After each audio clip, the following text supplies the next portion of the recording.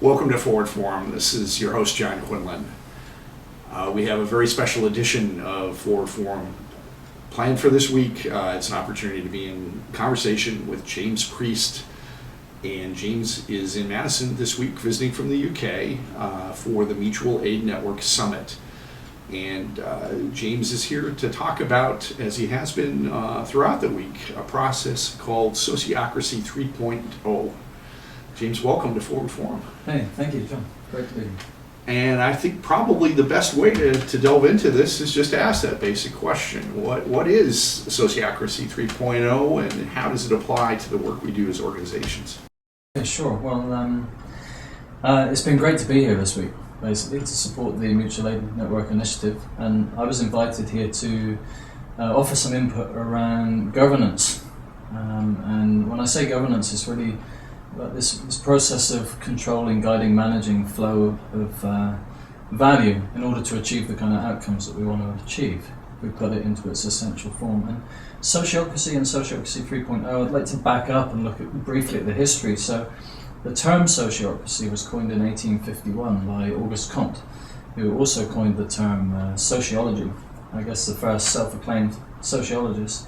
So it's got its roots back about 167 years now. And it's gone through various iterations, and particularly from the earlier 20th century, a famous educationist, Kees Bouwker, who was also a Quaker based in the Netherlands, he took his kids out of school around 1926 because he was concerned about the establishment and the kind of motivations of the school, and he created a school that we could, from one point of view, we could call it more democratic, and what it did is it motivated the young people to participate in the governance of the school, the running of the school. So throughout the 20th century, the word spread around this. Kees Bouwker developed his ideas, and one of his students took on sociocracy and inherited the family company Endenburg Elektrotechnik around 1970-71. And he took the principles of sociocracy and the work of Kees Bouwker and others, and with a view to bringing more equivalence, giving people voice in decisions that affect them, into that organisation, whilst remaining effective. And I think this is one of the challenges and concerns that we face today, is with a more pluralistic worldview and a more consensus-orientated ideology emerging amongst many people, is sometimes effectiveness is compromised. Huh? Mm-hmm. And when we're vulnerable, we tend to fall back on those old patterns and behaviours. And so I think what we see emerging in modern organisation today is this need to align, synchronize, navigate greater complexity, and obviously there's more vulnerability around this, and bigger stakes, and to be able to do that in effective ways, and to recognize the limits of any one individual or small group in terms of their capacity to navigate complexity. So there's this big invitation to tap collective intelligence, to draw in more people so that we've got a broader kind of perspective on the issues that we're facing, and to collaborate collectively towards coming up with viable solutions to addressing the many complexities that we face. So sociocracy is really a framework that supports that. It's got a number of principles, a number of processes that have been evolved from this history, particularly through the Netherlands. And in the world today now, it's relative to the number of people that know about it, it's still a minority approach. But what we see is a kind of exponential evolution of understanding around sociocracy. A number of intentional communities, non-profits, social transformation groups, as well as various corporations, educational establishments and so on, have been picking it up and taking it on. I'll say briefly a little more about the history because I think it's relevant. So until the end of the 1990s, predominantly literature was only available in Dutch, maybe some German also. And so there was no real opportunity for people outside of that domain to really access the material. And a gentleman, John Buck, based here in the US, he made it his business to learn some basics of Dutch, and he went to the Netherlands and became the first English-speaking person to get certified in sociocracy. Because out of the Netherlands they offer a certification program. And so he translated into English, and that really catapulted sociocracy into the consciousness of the English-speaking world. And now we see it feeding back into other other nations as well, other languages. So there's a lot of translation happening and passing of the message. Yeah. Well, just to return to the very early history and resonance with the Quaker movement. Yeah. Could you reflect just a bit on just the mode of communication that Quakers use and how that resonates with maybe their goals, their mission in life, the notion of times of quiet, contemplation, listening? Are those aspects of sociocracy both as it was then and as it is now? Definitely. Quakerism very much influenced early interpretations around sociocracy. If we take the term sociocracy, it really means governance or decision making by the companions or the friends. And we often refer to the Quakers as friends and friends meeting. So they've been around, I think, since the 1600s and were heavily persecuted originally because they were really a portal through which the more consensus-orientated approach to making decisions emerged, and we could see them as a portal through which pluralistic principles began to arrive into the collective more, and the mainstream establishment saw them as quite a threat, obviously. So the Quaker meeting practice has heavily influenced the Sociocratic meeting practice. So traditionally, a governance meeting would begin with a moment of silence, it would end with one. And a premise of the Quakers is that the Christ consciousness isn't just outside of us, it's within us. And they speak a lot about the light within. And the meeting form is a space where people come together with the acknowledgement of the potential of something greater than any one individual emerging through their shared process. And so the practice brings very much the process of silence into the space, and we're moved to contribute to do so. And people respond to one another and respect that which emerges through individual people sharing as being individual components of an emergent wisdom that's coming from a place that's beyond any one individual. So as you talk about this evolution of an emergent wisdom, I mean, I think in some ways this is embodied in the definition of what the process of consensus building is. It's coming together as a group and deriving the wisdom of the individuals, but in a collective way, in a way that allows people to put themselves in other people's shoes, see things from other perspectives. Exactly. Yeah. Just to, some folks back up to a really basic place. I think there are people that have had bad experiences with process in groups. Mm-hmm. And sometimes it's process that seems to be there for the sake of process. Mm-hmm. I guess I can think of one particular group that has a collective structure, and I think is well intentioned in terms of its inclusiveness. But sometimes it can lead to sort of everyone being treated not so well equally, as opposed to again something positive, focused, efficient, a good use of the time and the wisdom of people around the room. Mm-hmm. So there's a dynamic tension with process. In Madison, we also have a history of neighborhood organizing. So if there's a new building or a new project in a neighborhood, folks really want to become part of the decision-making process. Mm-hmm. But the powers that be sometimes look at that as unnecessary distraction and something that takes years, and it doesn't allow us to focus and do what we need to do. Yeah. So how do you balance these dynamic tensions within the context of sociocracy? That last point you make about the resistance sometimes of people in a leadership position to invite other voices to come in is because actually it can kind of logjam things. Mm-hmm. And become an impossible journey of trying to arrive at some kind of consensus with unanimity. I think it's valuable to understand a bit about sociocracy, and one component, and the component it's probably most renowned for, is the consent decision-making process. So it has a very clear framework for making decisions together based on this principle of consent.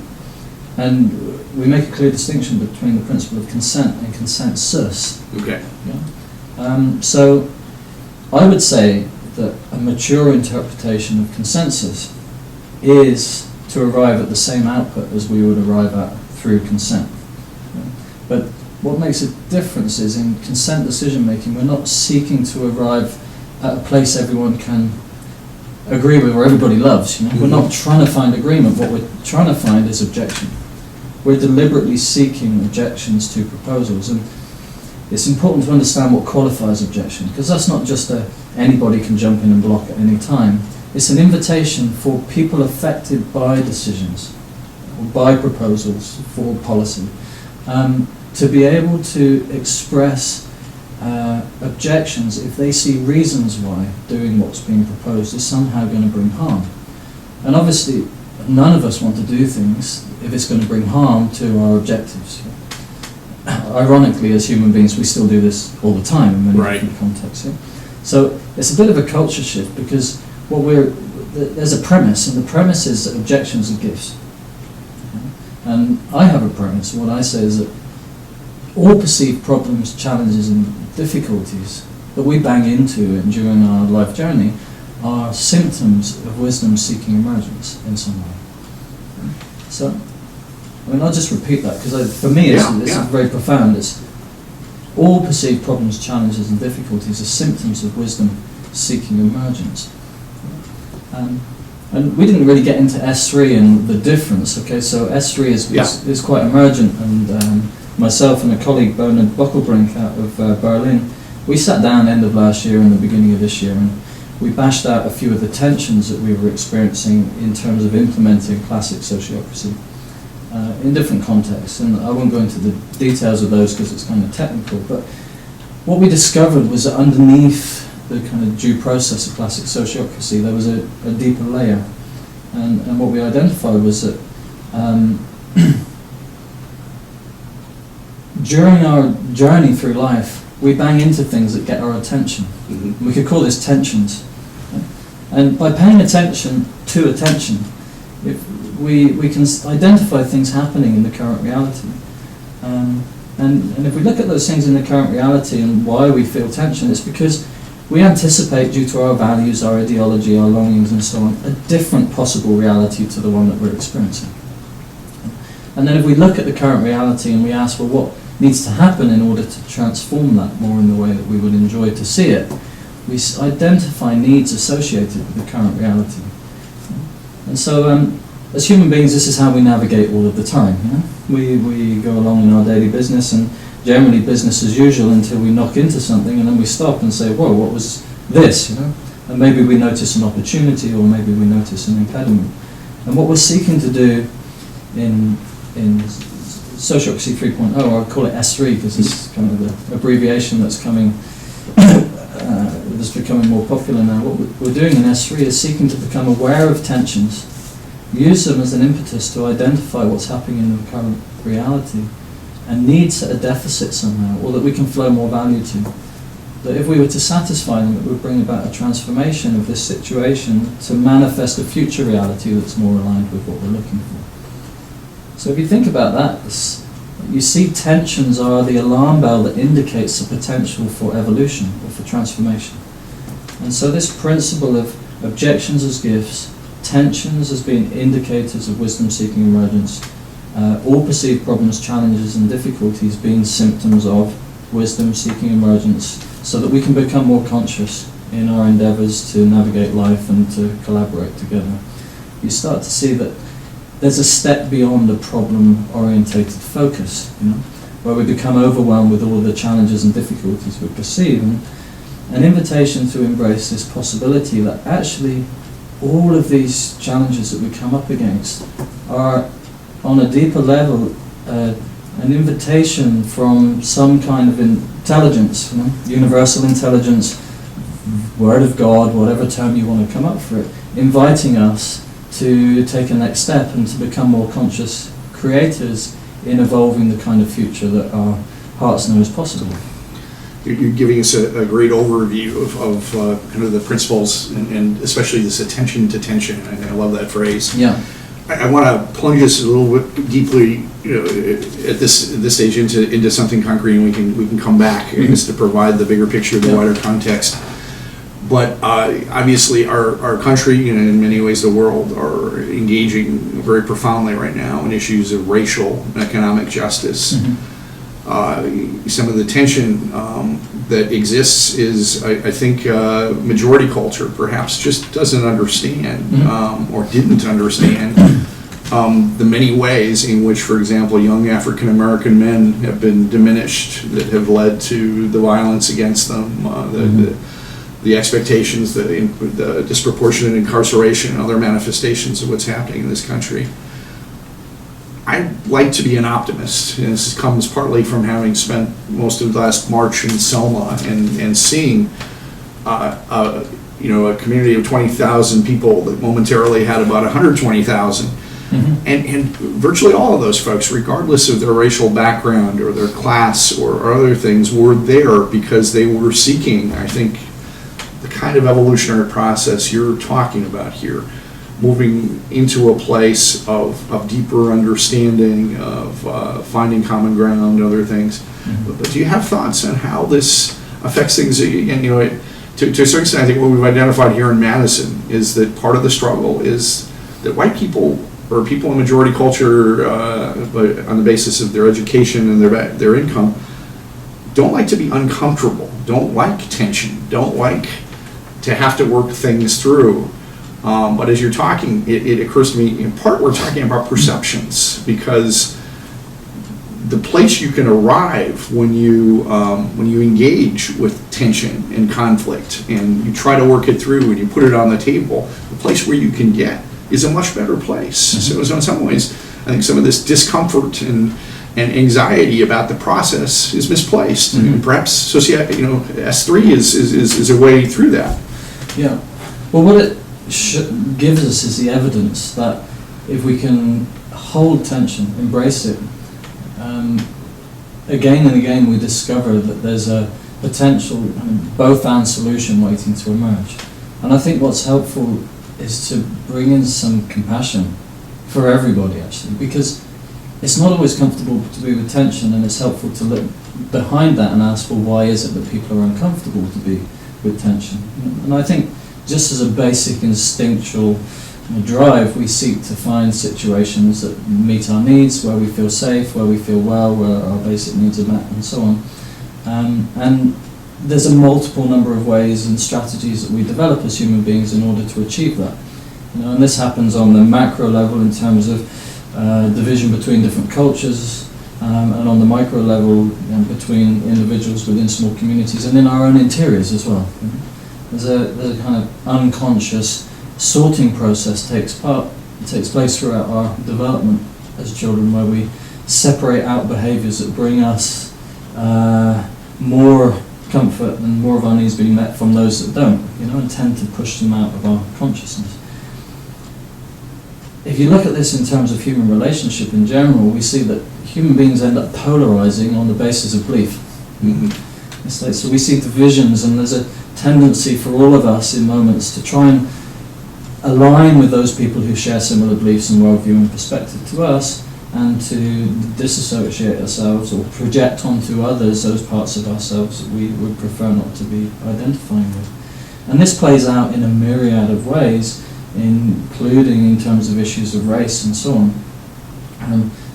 I have no expertise in the kind of history of some of these dynamics, but what I do understand is we tend to judge that which we have disowned in our own systems, right, due to some kind of deeper wounding in our history, whether that's our personal history or whether that's our social history, and so on. And for sure, at this point, as a consequence of that, we see the deliberate perpetuation of some of these ideologies for all kind of reasons. And I tend to zoom right out, and one thing that really interests me is this issue of power and vulnerability.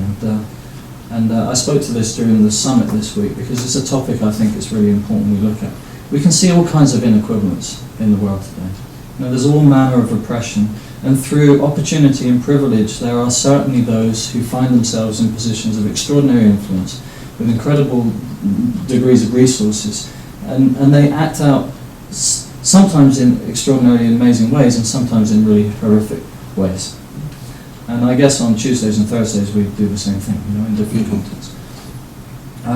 What interests me is why this is. Why is it that a minority of people through circumstance and privilege act out in ways that can be so appalling and contribute towards what some might argue actually would be our ultimate demise as a species if we don't reorientate and navigate. And so this is a topic we touched on the other day, and it's a kind of hypothesis, but I think mathematically somehow it makes sense. It seems that a majority of human beings on planet Earth today, for whatever reasons, to some degree identify with a position of disempowerment. Some kind of level of victim identity to the state, to the authorities, to circumstance, to the neighbour, to whatever. And it's really an aspect of the child in us. It's a kind of state of infantilism that all of us at times, when vulnerable, fall back into. And if I bring this into the context of governance and the topic of the conversation today, I look at the world today and we see these government entities, and they're supported by corporate entities and kind of power centres with people who are steering and influencing in different ways. And I hear a lot of people complaining about the way in which these people are doing things, and that there can be policy decisions that are made that are really appalling, oppressive, and so on. I think we're all accountable somehow. Because on some level, if all of us were to say no, if all of us were to stand up and give voice and stand behind our perspective that these things are inappropriate, and that are bringing harm, then all of this would end today. Because it's only through kind of collusion, be it conscious or unconscious, with either polarizing with and projecting the bad guy onto these systems, or colluding with, or just ignoring, that they perpetuate. And the principle, or the hypothesis, is that power needs to flow. And so if a majority of human beings are disowning power to some extent, and identifying more just with vulnerability from a victim position, then we're kind of giving the burden of power to a minority to express that in increasingly distorted ways. And this is what we see happening. We talk about the 1% or the 0.1%, or probably the 0.001% of people. From my point of view, these people are victims, and what they're victims of is the symptoms of a large majority of human beings disowning their power to some extent. So why do I go around the world teaching about governance? Because my interest is human relationship, and transforming conflict. I really never imagined that I would be an organisational development consultant and teaching about processes like sociocracy. But what I saw was that 90% of conflict in organisations, in groups, in relationship comes down to a basic fact, and that is that we as human beings haven't really inherited tools and resources for navigating the complexities of decision making beyond a kind of right-wrong dualistic worldview. And what sociocracy is inviting is that we seek a more both-and perspective. Begin to recognise the inherent value, essential value, in all positions. Not necessarily that any one person's way is the way, but if we look to the essence of any behaviour, we always find something of value. And so the reason I'm teaching sociocracy and now S3 is because until we learn to navigate the process of governance, as I was saying at the start, the control, guide, manage, flow of value in order to satisfy the needs that we see are important, to bring about the changes that we want.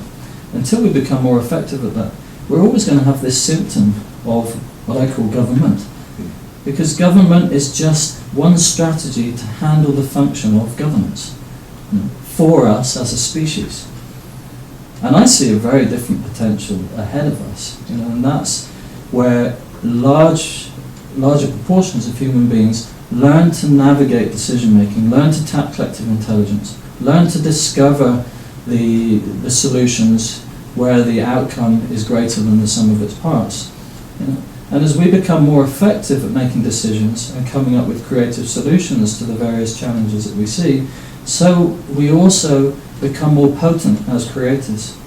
And by doing so, there's a kind of feedback loop, because we start to recognize our inherent power and our accountability to respond to situations that we experience. So if we look at empowerment, a kind of basic definition is power in service of vulnerability. If I'm really empowered, I'm learning to use my unique potential and capacity as a creator in service of that vulnerability for myself, to be accountable for myself and my needs, and you doing the same.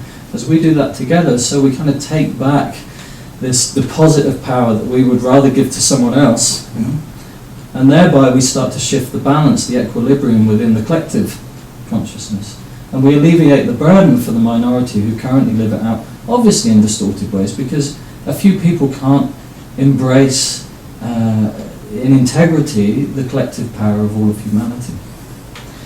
Well, let me reflect back on a couple of things. So as we talk about the concept of governance, I mean, it's always struck me that in its best form, in this country, for example, government is the ultimate embodiment of community, just on a broader scale. And there was a point in the 1920s, there was a great flood in the Mississippi, where people had to make a decision. Is it the role of government for people on both coasts who were far from the Mississippi to reach out to their neighbors in distress and to help and to do things? And that decision was made, and that continued through the Depression and through other kind of joint struggles, other ways that we came together. But the other thread I think that you're talking about, S3, the process of finding ways that we can communicate and collaborate together, is addressing this phenomenon of polarization. I mean, this is not necessarily unique to this time in history, but it certainly is at its apex right now. Mm-hmm. And it probably is in the best interests of, again, the powers that be to have us be polarized, not see the ways that we can work together and do different things together. So it strikes me that what you're talking about is a way to counter something that's been very destructive of our ability, our opportunities to come together out of woundedness and realize there are things we can do together that we can't do alone. It's all about connecting the dots in some way, is it not? Sure. Connecting the dots and connecting the small portals of emergence. So helping small initiatives, groups of people coming together around shared initiatives to become more effective at how they navigate that, and then linking them up with other groups who are doing the same. Supporting the flow of information. So as I learn something, there's channels where you can also benefit from that learning. So that we build networks of semi-autonomous groups, organizations with semi-autonomous teams of people, and people in roles where they have semi-autonomy to be able to just get on with things and bring their best judgment and their best wisdom to the different roles that they're in. The more that we learn to collaborate at that level, the kind of grassroots level, the more effective we become at taking care of some of the bigger issues that affect wider spectrums of people. And really, in the end, I mean, government, if that's the strategy that we're with in 100 years' time, and we manage to navigate this kind of transformation successfully, then it will be a service body, a body in service of those needs, implementing those strategies that we as individuals or small groups or even wider groups choose not to deal with because it requires some kind of higher level, more abstract body to take care of it. But the thing is, in sociocracy, if there's a reason for something not to happen, then anyone affected by that decision can object to it. And so this goes not just for agreements that we make, but it also goes for people in roles. So in a sociocratic organization, teams would create roles in service of the needs that they want to satisfy. And they would select people in the absence of objection and on the strength of the reason for those people to be in those roles. It's not a majority. We're not giving supremacy to majority or supremacy to an individual or supremacy to consensus, which in many cases actually comes back to supremacy of a minority, because if someone blocks, then that's the game over. We're giving supremacy to reason. And I don't just mean some kind of scientific, dry, rational point of view. There's many ways we can validate reason. So my point is, if somebody's in a role, or we've got a group of people in a role to carry out specific functions, like some of the functions of government today, and there's reasons why doing that is bringing harm, then in a sociocracy people are empowered to object. And those objections are paramount. So if I'm in a role and you object, and you can explain to me and others, hey, look, man, this is your role, these are your accountabilities, and you're not fulfilling them, then I'm going to welcome that feedback, because it gives me a chance to get back on track, because I'm in service to you in this role. And if I'm not in service and I'm out of integrity with what's happening, then I'm going to get picked up for it. And the rule of the game, if you like, says, hey, if you're not following if you're not accountable for your responsibilities and you're not being true to your contract, then you're out of there, and we'll select somebody else to do it. And I think this is probably one of the most significant implications of a sociocracy rather than a democracy. Yeah, because sociocracy it gives equivalence to people affected by decisions. It insists on transparency in the absence of a reason for there to be secrecy, and it also argues for the importance of being effective, so that we can actually achieve things through our collaboration, because otherwise why do we bother? And I think these three elements particularly have profound implications for us in terms of a possible future way for us to navigate some of the bigger decision-making matters that we need to address, and some of the kind of larger strategies that we need to implement in order to navigate the complexity of being multiple millions of people living on different portions of the planet. So I want to explore in greater depth sociocracy versus democracy and how that plays out. Mm-hmm. Of course, we're trying in the course of a relatively short conversation to summarize concepts that you're describing in a dozen hours or more. So we can't get at all of the nuance here. But I think one of the basic things that I struggle with, and I know some of the other folks in the room have struggled with, again, is how minority opinions are expressed, how someone who brings in a unique perspective drawn out of their own life experience can find a way to feel lifted up and empowered in the expression of that. Mm-hmm. When I think of consensus, the negative connotation I bring to it sometimes is it leads to a homogenized view of things, that people have to come around and they have to join things. It could in its worst case, lead to that. And that would suppress a minority opinion. It's maybe like that juror in the jury system here in the States that just strongly believes in something and is held up in the fact that, no, the death penalty isn't appropriate here or whatever. But anyway, but that's a hard thing to have the integrity and the courage to maintain a position that goes against perhaps the underlying assumption that the group went into. Yeah. But on the other hand, amazing transformative things can happen when folks take in what that person has to offer. So how does that play out in S3? Yeah, well, this within the consent decision-making process, this is the kind of shift of perspective we're seeking to facilitate. So it's this recognition that in consensus, the biggest sin can be to block somehow, or raise an objection, because we've been here 12 hours already, we spent 6 months writing this proposal and now someone else blocks, it's right. Oh my goodness. So, and depending on our level of trauma around standing up and getting smacked back down in some way in our own lives, it depends on how vulnerable we feel to do it. The thing is, in sociocracy, the biggest crime is to not object if you see a reason to do so, because you might be the only one who sees a reason why doing what's being proposed is going to bring harm. So imagine, we go ahead and you sit stum, and then a few months later it all goes wrong and you say, I kind of knew it was going to happen. We'd be super upset with you, because you didn't share that wisdom. So this is what we can't separate the person from the process here, because there's a need to acknowledge some of the old strategies we've adopted to stay safe and to get needs met, and recognize that what we're seeking to do is acknowledge the value in raising objections when there's reason to do so. And this is different to blocking without any kind of clarity around what constitutes a valid block. And I really enjoy what you say about one of the issues with seeking consensus. Because if I'm inclined to be pleasing, to fit in with the group, whether I've got wisdom emerging through me or not, I'm likely to stay quiet in that process and not contribute towards it, because I think the way to please people is just to let the process happen. And I might doubt the contribution that I have to make and so on. On the other side, if we look at representative democracy or majority decision making, we've got the same issue, because we give supremacy to majority and we exclude the minority. Yet, if we look at the channel through which wisdom normally emerges into systems, it's nearly always through the minority in some way. The minority underrepresented, like the new child into the family system. Why do you do it like this? And then we knock the child into place, socialize them, fit them into the familial context, because on a deeper level the family have learned we don't behave like this because it leads to needs not being met.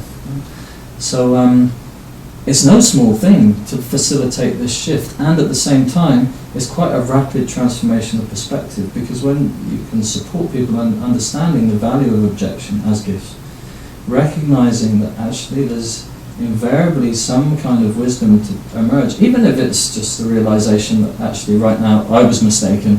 I thought it was an objection, but it turned out it was a misperception. Well, it's still helpful for me to understand that I was misinterpreting things.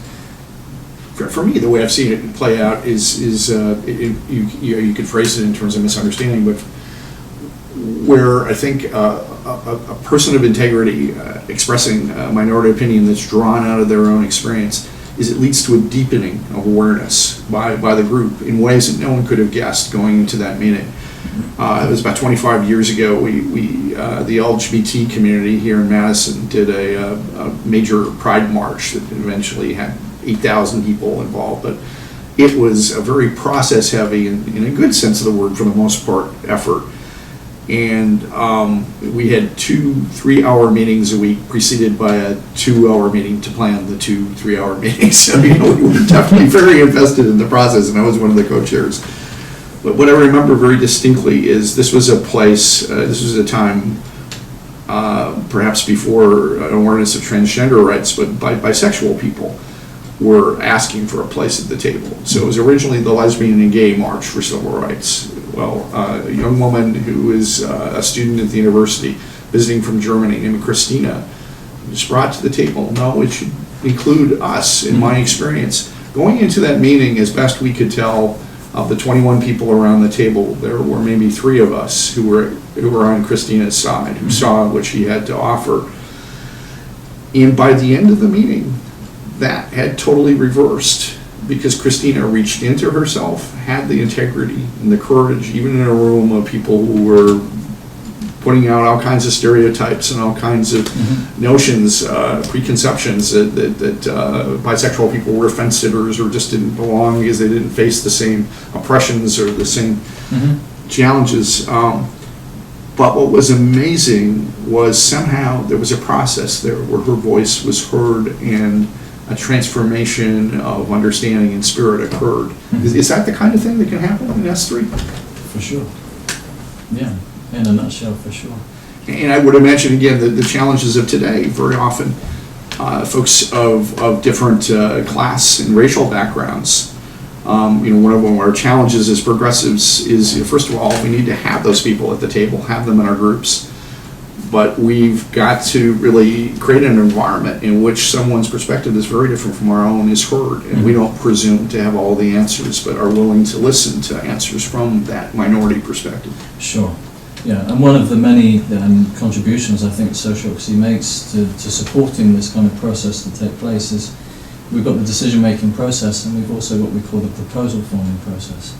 And the proposal-forming process is a way where various stakeholders who are affected by a pending decision or by an existing one that needs some kind of evolution can come together and collectively contribute towards kind of mapping out the scope of the issue that we're facing, raising considerations that they have around any possible solutions we might come up with, and then contributing their various creative ideas towards how we can go about bringing about transformation and change, or creating policy together,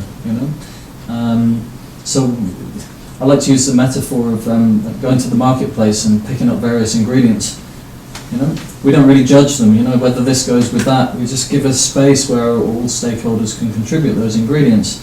And we fill up the cupboard, and we've already identified the issue and the various considerations, and from that, then a smaller group of people can kind of prepare the sample dish, and then we can offer it to test with the various stakeholders and see, hey, is this good enough for now? Can you see any reasons why serving this up is going to somehow harm us, And in the absence of that, let's go ahead, test it out, and learn from our experience, and we can apply our learning to evolving the next time we cook the dish, So it's a kind of loose metaphor, but you get the point.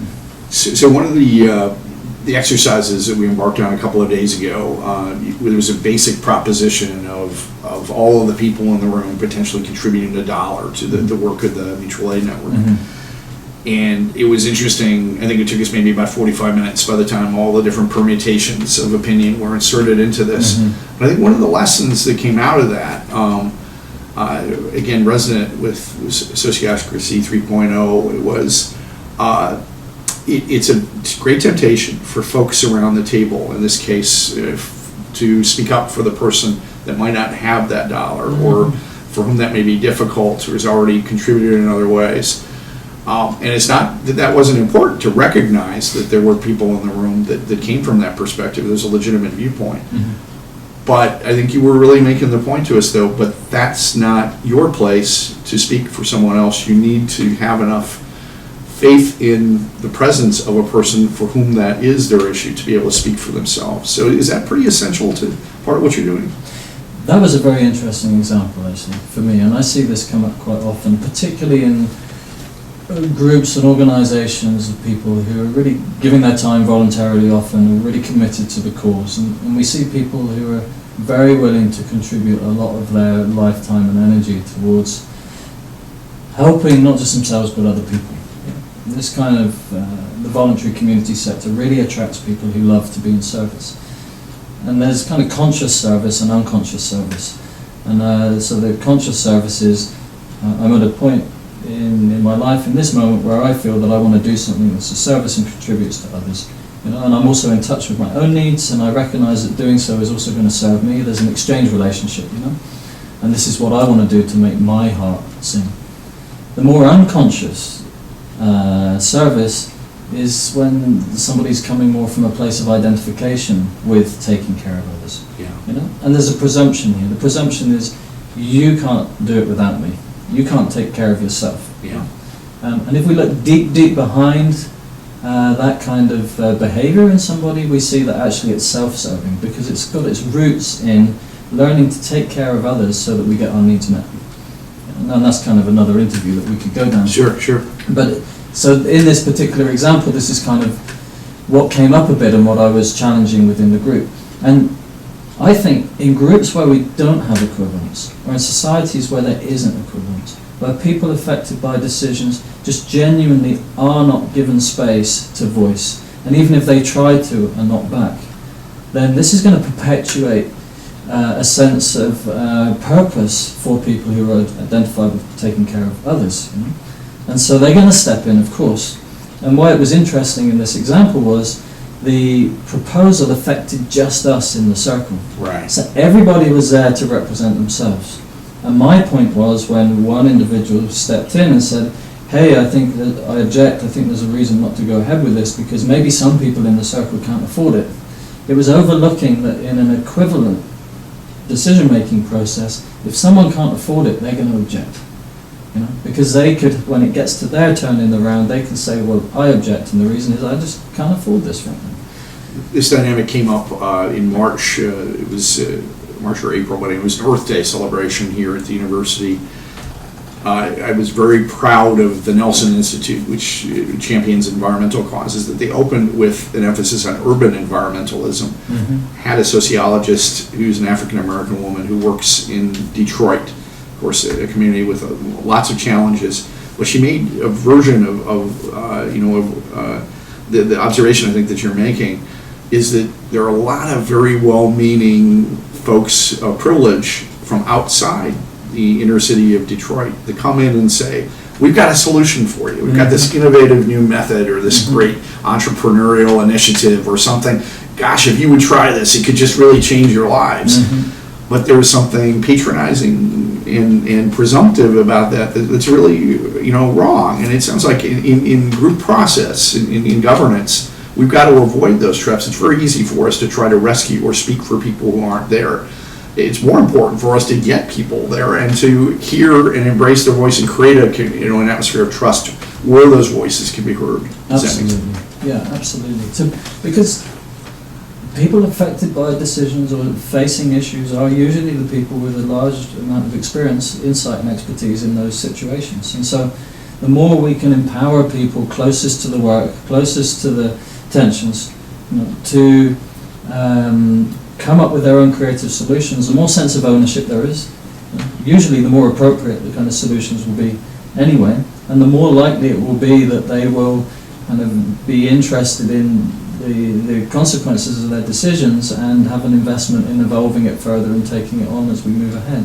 So one of the big issues with these kind of initiatives that come in from outside somewhere is onboarding people. You know, because we offered this and we did that and we did that, and we wonder why nobody's showing up to the meeting. Well, you know, you've got to start with engaging the people, and I think we need to become more facilitators in this process. You know, facilitation as in recognizing the inherent wisdom, potential and creativity within individuals, and in the absence of communities of people, groups of people, being informed around how to use process to tap their collective intelligence and use it in ways that serve them, to invite them to that, but to make sure that it's just frameworks, you know, and the content comes from them. Yeah, one of the other, I think, discussions that came out of that exercise or close to it, I think, was the notion that some people in the room sometimes have seen themselves in the role of experts. Yeah. So, and this comes back to the role of facilitative leadership, leadership that is, you know, at its core, there to empower other folks and not necessarily to have the person themselves heard or for them to apply some maxim or some belief, but to draw out the wisdom of the group. So again, you know, how is that dynamic tension managed within S3? This notion of some folks maybe have expertise and you know and speak with a certain authority versus you know that not being limited to other people in the room. Yeah. Okay. Well, for that, it's probably helpful to clarify that there's two broad domains in organisation that we need to consider. One of them is operations or kind of work, you know, the doing stuff together. And I think most people can understand and relate to this. And the other one is governance, you know, like making decisions about how work flows. Right. You know, and I like to use the metaphor of building the banks of the river to guide the creative flow. And governance, in a way, is dealing with optimizing flow of information. You know, we want to tap as much information as we can that's going to serve us in optimizing how we flow value, you know, the kind of workflow. Could you remind me the question, John? Because I'm just... So it was partly getting at, you know, folks who see themselves in a certain role of expertise, and I think you're making a great distinction. There's governance versus you know, kind of the things that you have to do. Yep. Maybe the expertise that is essential to some of those tasks. Yeah. So the point is that in sociocracy, the governance is flat. Yeah. So circles of people invested around particular drivers, we say, flowing value towards satisfying certain needs, are accountable for making their own decisions, you know, in terms of how they develop strategy in order to be able to flow value. And so everybody can bring items to the meeting agenda. Everybody has the power to object when there's reason to do so. Yeah, and we can also consult people affected by those decisions. If we're dealing with a community, for example, and we're acting on their behalf, we can also offer out proposals into the community and invite objections from a wider audience of people as well. It doesn't make sense to have 10,000 people in a room, you know, but It does make sense to consult them if we're making a decision that affects them, to see if there's any reason not to do it that way. So governance is flat. It empowers everyone affected by decisions to stop a proposal becoming policy, you know, or to change a particular policy if it's not serving in the way that it's meant to be serving. In terms of the daily work, then we select people to fill roles, to do work on the basis of, or the strength of the reason to have them in those roles. Yeah.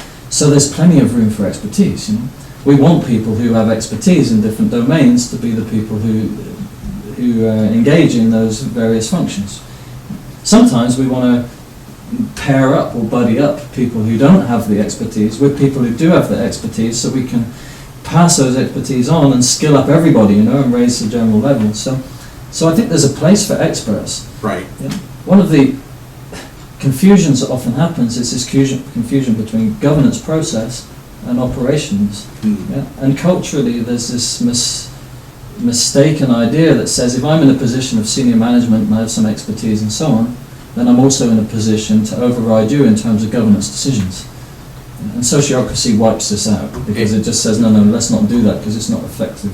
So we flatten the decision making. But we can still have functional hierarchy, we can still have people in positions of expertise, and we can still have leadership and autocracy, actually. You know, if we agree that that's the way we want to do it, and that that's the way that's going to most serve us to flow value. Yeah, I think this was one of the epiphanies of the week for me to understand those areas of governance, and I'm trying to think what the other, I mean, essentially of essential function or operation. Because, so I'm on a board right now that is recruiting new members, and we're looking for someone to be a treasurer. And that probably does require some basic level of accounting, perhaps not being an accountant, but yeah, it's okay to be looking for someone whose life experience, whose expertise in this sense, fits that role. But conversely, we're also on multiple axes in terms of trying to bring in people from different communities and life experiences and causes and other perspectives. And those folks, again, will have an equivalence in the governance decision. But in some ways, that's a different set of criteria than we're applying to the folks that we want to bring in for the operations of the group. But in the end, of course, it's governance that's going to determine our goals and our mission and other things. So, Sure. Does that make sense? Is that maybe some of the disconnect in groups that don't understand that, and then maybe again a small group of people ends up sort of anointing themselves or being anointed as the folks who really are ultimately the decision makers and the agenda setters? For sure. I mean, it reminds me of, I don't know who said it, maybe it was me, but there's none so foolish as those who think they know. That's right. And I don't know about you, but it's like we get older, and I never realized how little I knew, Mm-hmm. Yeah? And so I think this is an important element to consider in organisation. And I mean, there's a very nice story, actually. It's a bit personal to me, but I remember many years ago, and I can still be arrogant and get caught in knowing sometimes now. It was one of my life strategies. But I remember many years ago being reasonably expert in my field and speaking with a colleague who was very senior to me, and she ran an institution where I was training, and I was really keen to bring some training into that institution. And I was very confident in the work I was doing, and that I could bring something of value that was unique and my personal expertise. And there was a moment when we were having a conversation, and she was asking me why it would be valuable and what I thought the value was. And at one point she stopped me and she said, "James, I really love everything you're saying." She said, "I wonder, where's your humility?" It was one of those poignant, life-changing moments. Yeah.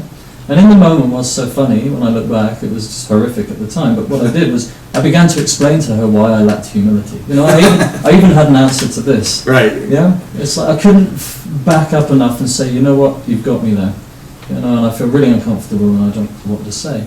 So anyway, this started a 2-year process for me, like navigating the kind of shame that I felt, because I realized on a deeper level I'd identified with knowing, because my journey had taught me if you don't know, then there's a danger of some kind of bad thing happening. Yeah?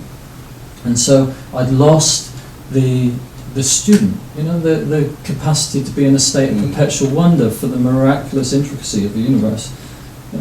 And so I went on a 2-year journey of becoming conscious of how much I'd identified with knowing, and through becoming more aware of it and understanding the vulnerabilities behind it and how that strategy had served me once but didn't serve me now, I began to get more space, and as I did, I also began to connect more with the humility in me and the sense of wonder and openness to others, and I'm so impressed by people these days. Yeah. Everybody I meet, if I just stop and take a moment to acknowledge the journey they've been through and this heroic quest of navigating life and getting up each day and facing all of the kind of things that we face, and the wisdom that we accrue, every single person is just extraordinary. I had no clue about that. It was just a blindside for me. And so I saw this woman 2 years later, and I was telling her about it. I was on a course and she was there, and I said, "Hey, I really want to thank you." She said, "What for?" And I recounted this conversation. She said, "Did I say that?" I couldn't believe it. It occupied my consciousness for 2 years, and she said, "Well, I'm glad it helped you out." Yeah. So I kind of offer this as a bit of my own journey around disidentifying with the expert. And sure, this is an area of expertise for me, and I have a few, and you have a few too. But if we can get out of our own way and open to the collective resource of wisdom that comes through everybody, then we have the potential to really up our game. I think you're talking about something pretty fundamental to the Sociocracy 3.0 process. It's a series of dynamic tensions, and it's a journey, it's an evolution What you're describing, I think, is what most of us have gone through, whether we come from a place of privilege or more difficult journeys. We've got to have confidence in ourselves. We've got to have belief in ourselves, and to a certain extent, it's hard for that to coexist with a sense of humility or a sense of the wisdom of others. But most of us, I think, go on that arc. But it sounds to me, as you're describing the process, I keep on thinking about, because I've been in this role so many times, the role of facilitative leader, co-chair of a meeting, or someone who is trying to get things through. And there are a number of gems of wisdom I think you shared with us. One is that to a certain extent, that's a very important role. So you shouldn't necessarily just rotate randomly through, but perhaps have someone embrace that role for a period of months or other things. Just be very thoughtful about the person who's in that role and what role they're fulfilling. But could you talk about that just again? The role of the facilitative person, and it's not just the person running the meeting. Of course, it's all of us who have to embrace that role. As opposed to someone who has sort of an agenda or has something that they believe that they want to get on the table and get through. How do we strike that dynamic tension, both coming with a mission and a purpose that's driven out of our experience, but also something that allows us to be a catalyst for the voice of others? Mm-hmm, sure. Well, I think maybe it takes me back to 10 years working with young people around holistic education, and particularly for facilitative interventions for learning with young people. There's a project called Children Are Ultimate Investment. This is a charity with its origins in the US, and it went over to the UK many years ago.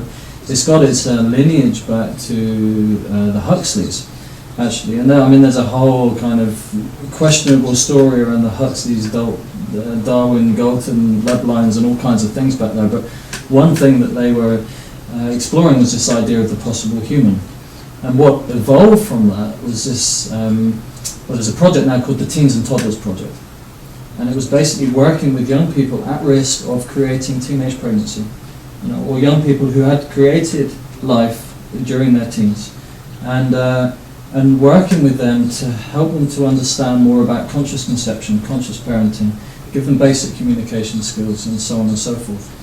And this project now is in the UK. I think we were working with kids who were at an 86% chance of creating a teenage pregnancy before the age of 20. And this was boys and girls, because obviously it takes two to create life. They went through that program, and statistically around 3.5% of those young people went on to create life during their teens as a result of the program. And this program was a potential orientated learning program.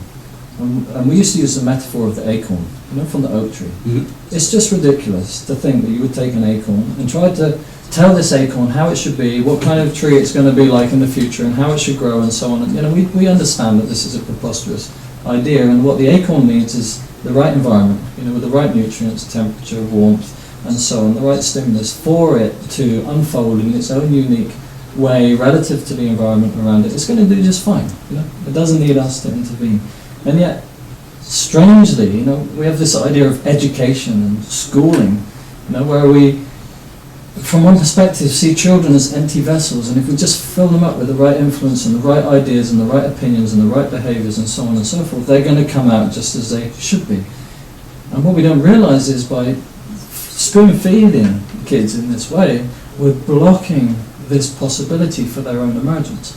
So facilitative leadership, facilitative learning is about recognizing the inherent potential within all life, and in this case in the life of our children, and creating the environment that can support them in discovering themselves, in entering into inquiry, developing the capacity for critical thought, developing emotional literacy, the ability to feel, to sense, to intuit, and so on, and reflecting back to them their inherent okayness in terms of their experience, their feelings, their perspectives, and inviting inquiry for them to share their own worldview, their own perspective, the new emergent wisdom that they bring. So this is a kind of difference, in terms of leading and facilitative leadership and more directed leadership. And the specific example you're giving, I think, is one is relevant to virtually every group working for progressive social change in the intergenerational dynamic. How, especially older, experienced leaders, can find a place to open up to new ideas, to youthful energy, and do so in a way where there's mutual reciprocal value, where we can learn from each other. Yeah, exactly. And maybe I should just mention that Yeah. statistic, 3.5% of those young people going on to create a teen pregnancy. And what happened is they were re-engaging with their school, they were re-engaging with their education. I don't always think that's a good thing, actually. I've got a lot to say about schooling, and I think John Taylor Gatto's work, I don't know if you're familiar with him, but I really encourage listeners to check out John Taylor Gatto, because he's made such a contribution to looking at some of the deeper history of the schooling system and how it's counterproductive to the empowerment of all of us, Right. actually, in many different ways. But the reason that they chose a different route, it's like choosing not to create life and to develop their aspirations and to express their creativity more in different ways, was because we created an environment where they began to discover their inherent potential, and they developed more hopefulness and more excitement, and they tapped their creativity and began to discover their own inherent skills and potential. And then, of course, they didn't want to create another life at that age. I mean, we teamed them up with 3 and 4-year-old kids as well for 20 weeks who had support needs, and then they also learnt about what it really meant to be a parent, Yeah. But still, I think this is an important metaphor for us to look at, because what would the world look like if all of us were in environments where we were more able to flourish? And in the absence of having had an idyllic childhood necessarily, and compassionate to the fact our parents who have parents who have parents who have parents, nobody's really to blame in the end. This is where we are right now. I think it's a very interesting question to consider. How can we more empower ourselves and equally empower others to take space, to dig in a little, and to allow the emergence of that wisdom that's alive in all of us to express? And if we've got appropriate tools and processes that can support the synthesis of that towards a more both-and way of synthesizing and co-creating together, then I think we stand at the precipice of an extraordinary future. We're about 5 minutes coming up on the hour mark, and this conversation can evolve in other directions and at other times. But what I wanted to zero in on after this week, at during this birthing process of a new organization, the Mutual Aid Network, that is in fact also the catalyst for other collaborative groups and other organizations that it's going to spread worldwide. Can you give us some of the wisdom again that comes out of Sociocracy 3.0 and a lot of what you were just saying just now? Why is it important at this early stage in our development that we embrace a process like this that is as inclusive and as transformative as this potentially could be for us? Well, a project like the Mutual Aid Network there's no small ambition that it has. Yeah. It wishes to create alternative mechanisms for human beings to collaborate together, to trade together, to create together, to communicate together, and to create a worldwide infrastructure for that to happen. No one of us can do that alone. No small group can do that alone. And if it's truly going to be a global initiative, then we have to recognize the diversity of opinion that exists amongst all 7 billion human beings on the planet. Yeah. So that's the primary argument, because if we can't put in place forms that will support that, and that by example help others to realize that this is actually the case now, then we'll forever remain divided.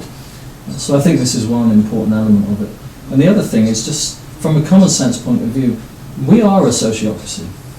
If you look at the human body, in essence, it's, I don't know, I hear different figures, I haven't counted, but like 10 trillion, 50 trillion cells, each one an autonomous, independent living entity with its own respiratory system, excretory system, communication system, and so on and so on and so on. We have within us the wisdom for complex communities of semi-autonomous life forms to collaborate together to manifest something extraordinary. And if you look at S3 in a nutshell, I mean, what are we doing? We're navigating via tension.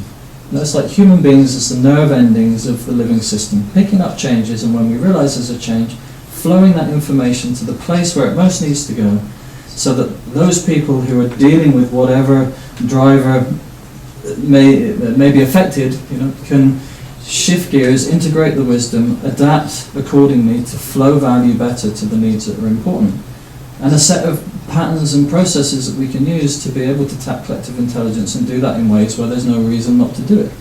No, I mean, it just makes sense, no? It just makes good sense.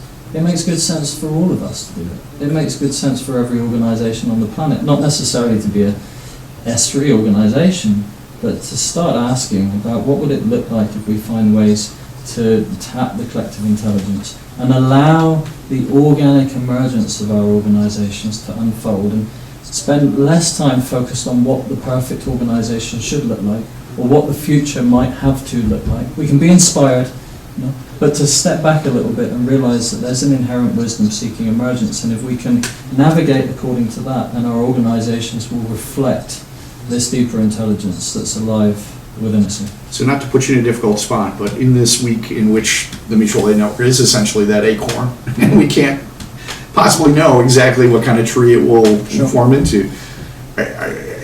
In your interactions with the folks that are here, you know, at these early stages, do you have an optimism that there are things happening that are resonant again with the S3 experience, that are an opportunity for worldwide connection in ways that perhaps it hasn't happened before? I can't say about whether it's happened before or not. Okay. You know, but I think it's always been a potential. What seems to me to be happening is that as a species we are arriving at a point and an opportunity to become more conscious collaborators, as co-creators in life's unfolding. It seems to me that as a species and as a unique form of manifestation of life on planet Earth, that we have this extraordinary capacity for consciousness and to engage with more awareness and more conscious choice in the decisions that affect us. And I'm perpetually hopeful. You know, just meeting you, meeting anybody on any day, we only have to take a little look at the extraordinariness of each of us as individuals to realise that there's an extraordinary possibility here before us. Will we navigate the challenges and the complexities that we face today in ways that are successful? I've got no idea. I mean, there's choices and consequences, and life, if we look historically, life has gone on big turnarounds and transformations many times. I couldn't possibly say whether or not the human species is going to be here on planet Earth in 100 or 1,000 years or not, but I certainly recognise that we definitely have the potential to be. We absolutely have the potential to transform these predicaments and challenges that we face, and it just requires stepping back and realising this that I was sharing earlier, that all of these are just symptoms of wisdom-seeking emergence. Yeah. And the choice is we turn to listen and embrace it or not. James Priest, thank you so much for joining us. Again, Sociocracy 3.0, mutualaidnetwork.org, and we'll put this up on the screen, is one place that folks can link and find you. What are other ways that people can find out about your work? Yeah, well, you can go to sociocracy30.org. Okay. You can also go to jamespriest.org. Thrivingcommunity.co.uk is another site of mine. I apologise, they're not as evolved as they could be, but I spend most of my time travelling around doing things like this. I'm no techie, but that's certainly a good starting point. And obviously the Mutual Aid Network website, we're going to be posting up a lot of the materials, video of the various course presentations and so on this last week in the coming days. And thank you, John, for the arduous task of editing and producing all of that. All right, thank you for all your contributions. You just have really helped us immensely at this really important time in the evolution of the organization. So thank you, James. And thank you, it's a pleasure.